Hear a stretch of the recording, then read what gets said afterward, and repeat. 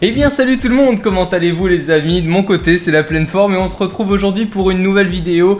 C'est un peu en dents de scie en ce moment les vidéos, j'ai un peu de mal et je vais vous expliquer tout ça, pourquoi, du comment et quand est-ce que les prochaines vidéos vont sortir et les prochains produits qui vont pouvoir être aussi présentés sur la chaîne en vidéo. Comme vous le savez, ça sert à ça les Technewsvlogs, à se poser un peu comme ça en fin de semaine ensemble pour discuter un peu de tout. Je vais donc commencer par les produits que j'ai pu déjà tester sur la chaîne comme la petite SanDisk, c'est un petit média serveur. Pour ceux qui n'ont pas vu la vidéo, je vous invite à aller la voir. C'est la dernière qui est sortie sur la chaîne. Après l'avoir testé encore plus en profondeur, eh bien j'approuve ce que j'ai pu dire en vidéo. Ça va tout simplement vous servir, je vais récapituler un petit peu, à stocker vos données si vous voulez en réseau et à les partager avec 5 périphériques différents en même temps. Donc ça peut être super pratique si on met un film dedans, on va pouvoir le regarder depuis 5 tablettes différentes. Donc c'est vraiment cool. Et je suis vraiment resté sur une bonne pensée concernant ce produit, malgré le fait qu'il soit peut-être juste un peu cher. C'est le seul reproche qu'on peut lui faire, c'est dans les 100 €, faut compter pour 64 Go et dans les 70 € pour du 32 Go. Donc c'est vrai que mis à part le prix, j'en suis quand même super content. Donc c'était juste le petit checkpoint, on peut dire, concernant le produit que j'avais déjà pu tester sur la chaîne. Ensuite, je voulais vous parler un peu de tout le reste. J'ai pu avoir pas mal accès à un nouveau jeu. Je voulais vous parler, alors vous allez vous demander, mais pourquoi il me parle d'un jeu? Eh bien tout simplement parce que j'ai pu faire une petite vidéo pour la chaîne Le Bon Plan du Geek. Comme vous le savez, je suis aussi gérant de cette chaîne-là. Donc j'ai pu tester The Evil Within. J'ai fait une vidéo et il y a de quoi rire, franchement, parce que plus gros peureux que moi, je pense que ça n'existe pas. Donc concernant ce jeu-là, j'ai déjà pu commencer 2-3 missions. Je souhaiterais vraiment les faire avec vous en live.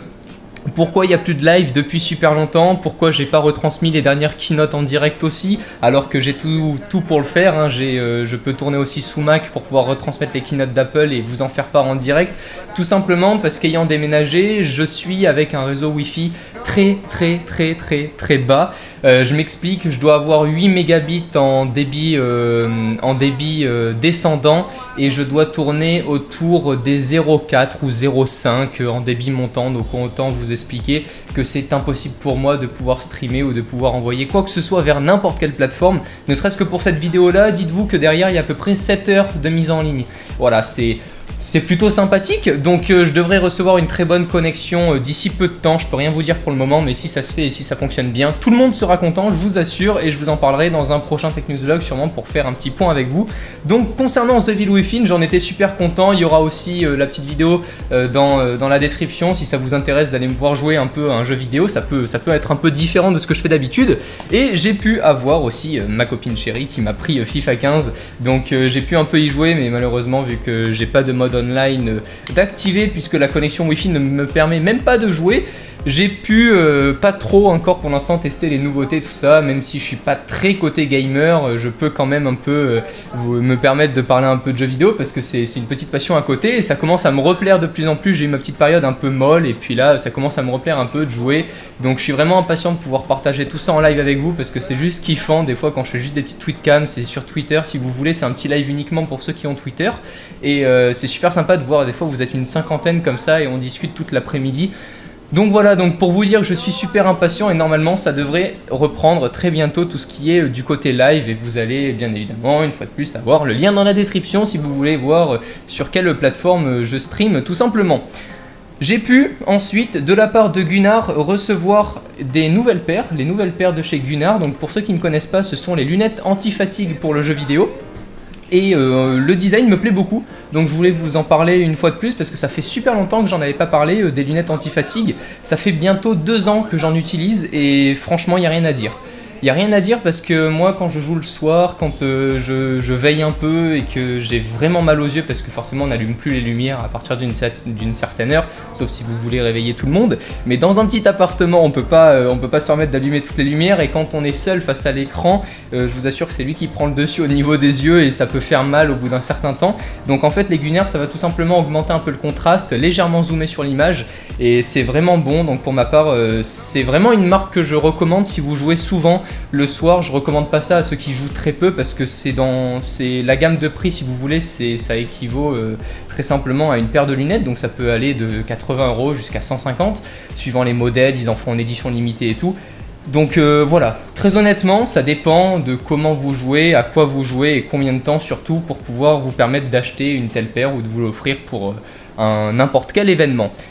On allie bien évidemment les Gunnar à la manette Scuf que j'ai pu continuer de tester un peu en vidéo puisque la Scuf, ben, j'en suis un peu tombé amoureux si on peut dire ça comme ça. La qualité est vraiment surprenante au niveau du grip, surtout arrière. Il y a un travail qui a été vraiment super bien fait. La vidéo de présentation est disponible sur la chaîne aussi, donc je vous invite à aller la voir. Mais le grip à l'arrière, tout a été modifié si vous voulez. Moi je l'ai pris dans un design hyper stylé, je trouve. C'est vraiment pas un design habituel, j'ai pas voulu choisir en mode monsieur tout le monde, donc j'ai essayé de faire un peu différent et j'en suis super content. Pour l'instant je suis toujours contre les bots, hein. J'ai pas eu encore trop l'occasion de tester ça en ligne, encore une fois à cause de ma connexion internet, mais surtout parce que je suis très mauvais et j'ai demandé les 4 palettes pour faire un peu le kéké, pour voir ce que ça pouvait donner avec les 4 palettes à l'arrière. Les 4 palettes servent tout simplement, elles sont assignées aux boutons que vous avez ici, donc A, X, Y et B. Et ça vous évite tout simplement de bouger votre pouce du joystick au bouton. Oui, on est des grosses feignasses au niveau gaming, donc on essaie toujours d'avoir le minimum de gestes à faire pour être le maximum réactif en pleine game. Et j'ai pu ensuite recevoir de chez Corsair, donc ça vous allez bientôt avoir la vidéo, mais c'est super long à mettre en place parce qu'il est ultra complet. Il n'y a pas plus complet à dire que sur ce clavier là. On a toutes les couleurs de disponibles au niveau des LED, on peut les assigner aux touches qu'on veut, on peut dire à la lettre P que ça devient la lettre M, on peut dire à la lettre M que ça devient la lettre H. On peut faire tout ce qu'on veut, on peut assigner le nombre d'actions indéfiniment, enfin le logiciel est hyper complexe, j'ai mis 2 heures avant de juste avoir l'installé pour essayer d'assigner une touche à une couleur, mais autant vous dire que c'est kiffant à la fois, mais c'est prenant, parce qu'on peut lui faire dire tout et n'importe quoi, c'est-à-dire que je joue à Black Ops en ligne, je vous prends Black Ops parce que c'est Call of et que c'est très répandu, on va dire que comme ça j'ai un maximum de chances que tout le monde comprenne. Mais si vous voulez sur un jeu de tir, bah imaginons si mon ennemi est mort, je peux dire à mon clavier, ah bah tiens tu t'allumes toutes les touches en rouge, comme ça je sais qu'il est mort. Enfin on peut tout assigner, si je tire je peux dire qu'elle se transforme en violette, si je fais un coup spécial ou si je fais n'importe quoi, on peut tout lui dire, t'as toutes les touches en fait qui peuvent s'allumer de la gauche vers la droite comme un arc-en-ciel, enfin c'est vraiment ouf de faire des claviers comme ça. Ça a un budget, hein, je vous assure, ça coûte dans les 150 € un clavier comme ça. Donc c'est pas fait pour toi qui joue à Minecraft 1 heure par semaine, je te rassure. Si vous êtes vraiment un gros passionné, si vous avez vraiment l'utilité d'avoir un tel clavier, il est juste splendide. La qualité est juste énorme, j'ai pu le tester. On a bien évidemment 2 prises USB à l'arrière avec un câble hyper bien gainé. C'est la Rolls-Royce pour moi en ce moment des claviers. Alors après, le seul petit défaut, c'est suivant votre habitude, mais là, on va avoir des switches. Alors qu'est-ce que sont les switches? En fait, je peux enlever sur ces claviers-là la touche. Voilà, et en fait, comme vous pouvez le voir ici, vous avez les switches de couleur. Donc là, par exemple, mon clavier, il a les switches de couleur rouge. Et en fait, tout ça, ça différencie... comment on peut appeler ça? Pas l'interactivité que vous avez avec le clavier, mais le toucher surtout. C'est-à-dire que là, par exemple, sur celui-ci, j'ai des switches bleus. Si mes souvenirs sont bons, normalement c'est ça. Les switches bleus sont assez sensibles, mais pas trop. Je ne sais plus vous dire exactement les références. Vous pouvez regarder sur internet, vous tapez différence entre les switches clavier. Vous regardez, en fait, c'est par rapport en grammes, par rapport à la pression qu'il faut sur chaque touche. Et les switches rouges, si vous voulez, c'est ceux qui demandent le moins de pression.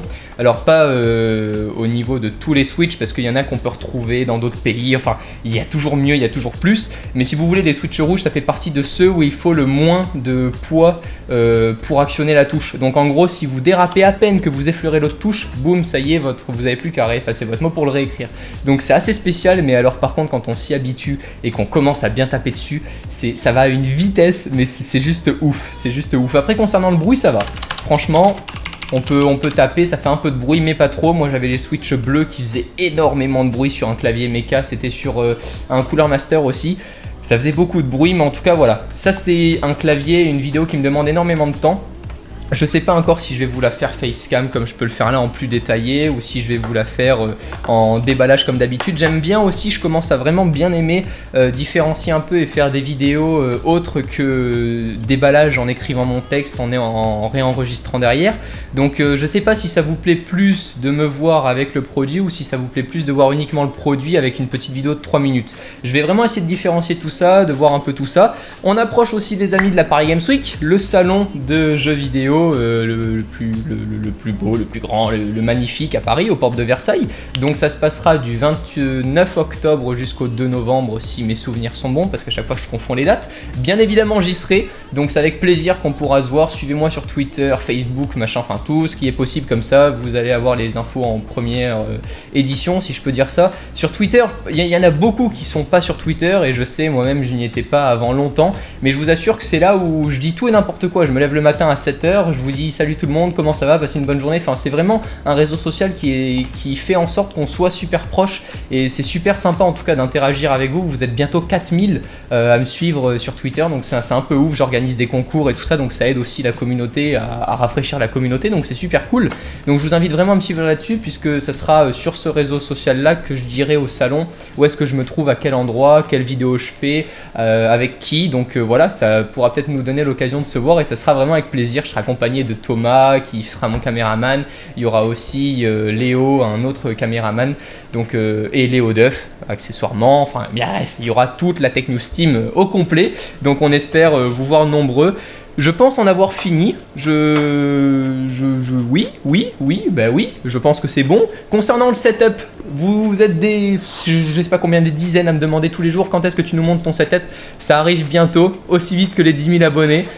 Ça arrive à grands pas les 10 000 abonnés, et je vous assure que je vais vous faire vraiment une super belle vidéo ultra confession intime, où je vais vous montrer tous mes petits gadgets, tous mes petits trucs, tout ce que je peux utiliser à longueur de journée. Je sais que ça vous plaît, donc je compte faire ça pour les 10 000 abonnés, donc sûrement après la Paris Games Week, ou je sais pas avant, s'il y a une vague énorme qui débarque, je ne sais comment et je ne sais d'où, mais en tout cas ça arrive de plus en plus vite. Donc voilà, c'était pour vous faire un gros bisou au passage, parce que c'est vraiment grâce à vous. Il y en a de plus en plus qui partagent, qui like les vidéos. À chaque fois on dépasse les 100 likes sur les vidéos. Sachez que c'est peut-être pas beaucoup pour certains, mais pour moi c'est juste énorme de voir 100 personnes qui aiment mon travail en plus de le visionner. C'est vraiment très agréable.